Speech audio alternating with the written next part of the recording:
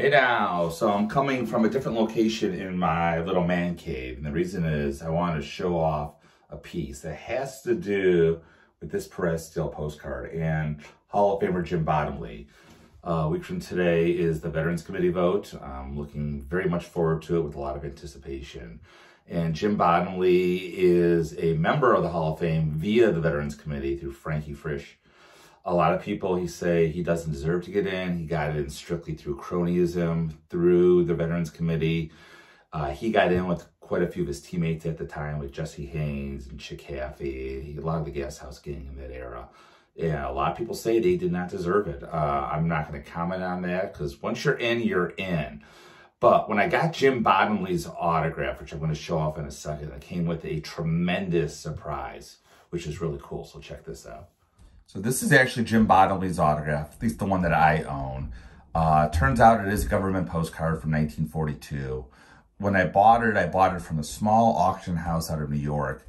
And I bought it framed. It was in a crappy frame already. And Jim Bottomley's autograph, it's very nice. It's very consistent in the sense that you can read his entire autograph.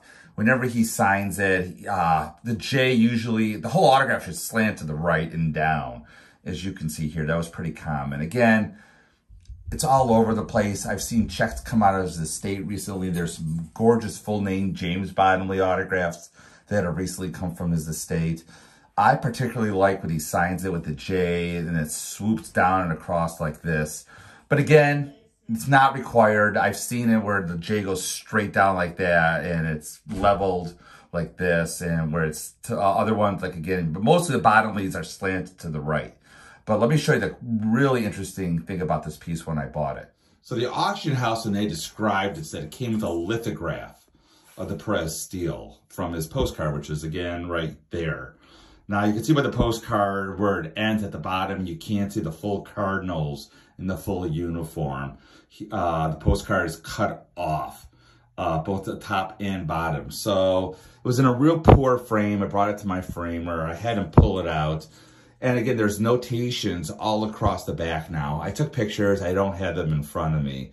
But I took pictures, and I actually emailed Dick Perez and saying, what can you tell me about this? And he wrote me back saying, I'll tell you right now, this is the original Perez Steel painting that he did for Jim Bottomley. I think it was in Series 5. So the price I paid I think $200, maybe $250, and I bought it strictly for the autograph, because I thought it was just, maybe, pardon my language, a crappy reproduction. But no, this is a couple $1,000 painting of Jim Bottomley. I even offered this to the Hall of Fame as a donation. They wrote me back and said they weren't actually interested because they already had a Perez picture of him. I'm not a big art collector, so I would consider donating this again one day, but it's probably the greatest auction pickup I ever had, where something was just misclassified. And it's really sort of autograph related, but not completely. So that is about it. I'm sure I'll have another video next week when they announce the results of the Veterans Committee. But until then, keep collecting.